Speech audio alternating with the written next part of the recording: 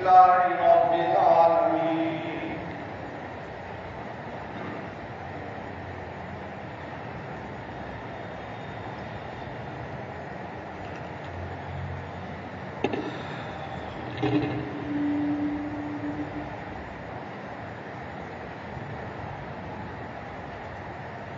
أعوذ بالله من الشيطان الرجيم. بسم الله الرحمن الرحيم.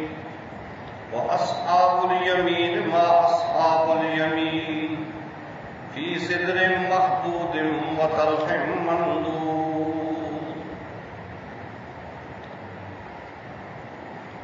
گزشتہ آیات میں مقربین کا بیان ہوا تھا کہ اللہ جل جلالہ انہیں آخرت میں جنت کی صورت میں جو نعمتیں عطا فرمائے گا وہ کیا کیا ہوں گی اور کیسی کیسی ہوں. اب اللہ جل جلالہ جو اس سے کم درجے کے لوگ ہیں ان کے بارے میں بیان فرماتا ہے کہ دیکھو ان کو بھی نعمتیں ملے گی اور اتنی نعمتیں وہ بھی زیادہ ہوں گی کہ جس کا تصور بھی نہیں کیا جا سکتا. اللہ جل جلالہ ارشاد فرماتا ہے کہ وہ اصحاب الیمین ما اصحاب الیمین. یمین کہتے ہیں سیدھی طرف والے، سیدھے ہاتھ والے، وہ لوگ جن کو اعمال نامہ سیدھی طرف دیا جائے گا تو ان کو بھی اصحاب یمین کہا جاتا ہے. تو اللہ جل جلالہ ارشاد فرماتا ہے کہ تم ان کے مرتبے کو کیا جانو. فی سدر مخضود وطلح منضود. سدر کہتے ہیں، سدرہ کہتے ہیں بیری کے درخت. تو بیری کا درخت جو ہوتا ہے اس کے ساتھ بیل بھی ہوتے ہیں، کانٹے بھی ہوتے ہیں. بیری کے درخت کے اوپر چڑھا جاتا ہے اور اس کا ایک حصہ پکڑ کے اس کو جوڑا جاتا ہے تو بیر گرتے ہیں. بعض آدمی نیچے سے پتھر مار کے بیر گراتے ہیں. بعض آدمیوں کے پاس لمبی سی ڈنڈی ہوتی ہے تو وہ مار کے بیروں کو نیچے گراتے ہیں، پھر ان کو اٹھاتے ہیں، دھوتے ہیں، پھر ان کو کھاتے ہیں. تھوڑے تھوڑے کھٹے بھی ہوتے ہیں، اچھے بھی ہوتے ہیں، میٹھے بھی ہوتے ہیں، کھٹے بھی ہوتے ہیں. اللہ جل جلالہ ارشاد فرماتا ہے کہ فی سدر مخضود، کہ جنت میں ہم ان کو بیر دیں گے بیری کے درخت سے. تو اب سوال یہ پیدا ہوتا ہے کہ بیری تو کانٹوں والی ہوتی ہے، تو یہ کانٹوں سے بیروں کو اتارنا، الگ کرنا یہ ان کے لیے مشکل ہوگا. تو اللہ جل جلالہ ارشاد فرماتا ہے نہیں، بیری کا درخت ہوگا اس کے ساتھ کانٹے نہیں، اور وہ بیر بھی بڑے بڑے سے مٹکوں کی طرح ہے، اور ان کے مختلف ذائقے ہوں گے، طرح طرح کے ذائقے. وطلح منضود. اور پھر اللہ جل جلالہ ارشاد فرماتا ہے کہ ایک درخت ہوتا ہے عربوں کے ہاں، یہ ایک نام ہوتا ہے طلحہ. کئی صحابہ کا نام بھی ہے طلحہ.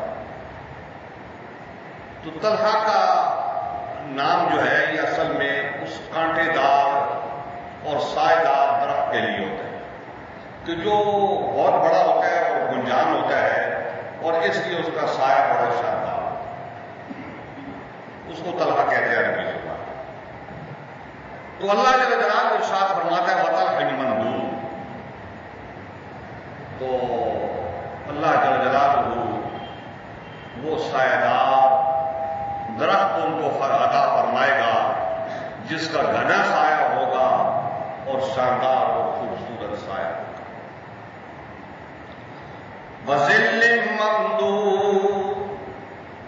پھر ایک جو جنت کا وقت ہوگا وہ ایسا ہوگا کہ صبح صادق سے لے کر طلوع آفتاب تک کا جو وقت ہوتا ہے یہ. تو میں سوچتا ہوں کہ شاید جنت میں سورج نہیں ہوگا، کیونکہ سورج ہوتا ہے تو اس کی دھوپ بھی ہوتی ہے، اس میں تیزی بھی آتی ہے، ساری باتیں ہوتی ہیں. تو جنت کا جو وقت ہوگا لوگوں کے ہاں وہ سونا سونا وقت یہ والا ہوگا اس طرح کا. تو اللہ جل جلالہ ارشاد فرماتا ہے کہ ایسا وقت ہوگا اور گھنے گھنے اور لمبے لمبے سائے ہوں گے، ادھر سے ادھر، ادھر سے ادھر، ادھر سے ادھر.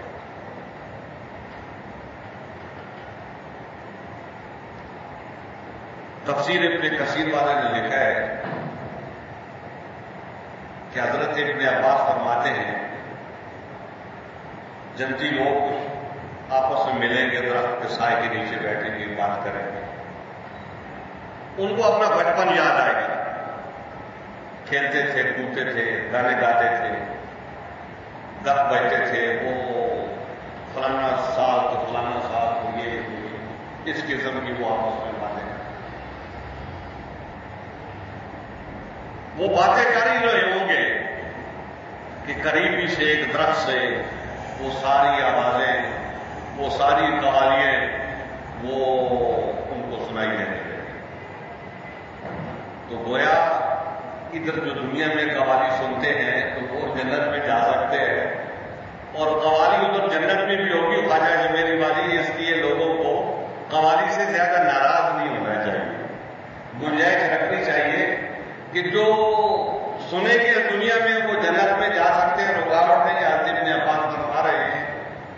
اور پھر اس کا مطلب یہ ہے کہ وہاں پر بھی ان کو قوالی سنا دی جائے گی، ساز سنا دیا جائے گا، گانے، گیت، یہ ساری باتیں وہاں پر بھی ان کو جو ہے نا سنائی جائے گی.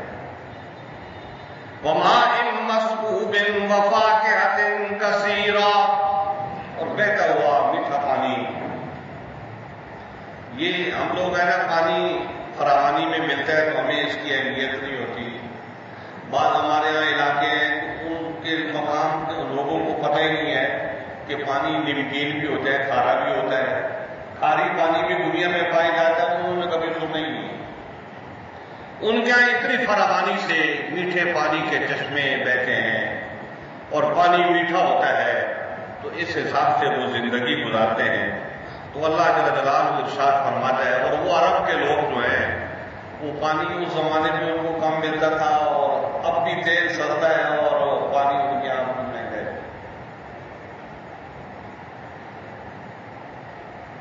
تو اس لیے وہ شیخ سعدی نے ایک عرب شاعر کے بارے میں بیان کیا ہے کہ اس کی ایک دلی خواہش تھی. تو وہ کہتا ہے یا لیت قبل منیتی یوم نفوز بمنیتی نہر طلاق مرحبتی واضل فی املو کربت. وہ کہتے ہیں کہ اے کاش میں اپنی موت سے پہلے اپنی خواہش کو پورا کرنے پہ کامیاب ہو. اور وہ میری خواہش کیا ہے کہ گھٹنے گھٹنے پانی ہو اور میں اس پہ کھڑا ہو جاؤں اور اس میں اپنا مشغلہ بڑھاؤں. یہ اس کی خواہش ہے. تو اب آپ اس سے اندازہ کر رہے ہیں کہ پانی کی کتنی کمی تھی اور ایک آدمی کی کیسی خواہش ہے کہ اتنا پانی اس کو مل جائے تو گویا کہ اس کی زندگی کی تمام. تو اللہ جل جلالہ ارشاد فرماتا ہے وماء مسکوب، اور رواں دواں میٹھا اور ٹھنڈا پانی اس کو ملے گا. وفاکہۃ کثیرۃ، اور وہ جو اصحاب یمین ہوں گے ان کو طرح طرح کے میوے، قسم قسم کے میوے دیے جائیں. لا مقطوعۃ ولا ممنوعۃ. مقطوعہ کا مطلب یہ ہے کہ کبھی ایسا نہیں ہے کہ وہ ختم ہو جائے. جنت کے میوے کبھی ختم نہیں ہوں گے، جو جتنا چاہے گا اس کو فراوانی کے ساتھ ملیں گے، ختم ہونے کا سوال ہے.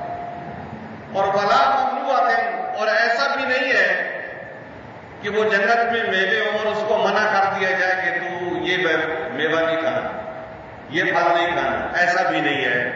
تو اللہ جل جلالہ ارشاد فرماتا ہے کہ کھلے عام اجازت ہوگی، جس کو جو جی چاہتا ہے وہ اس کو کھائے.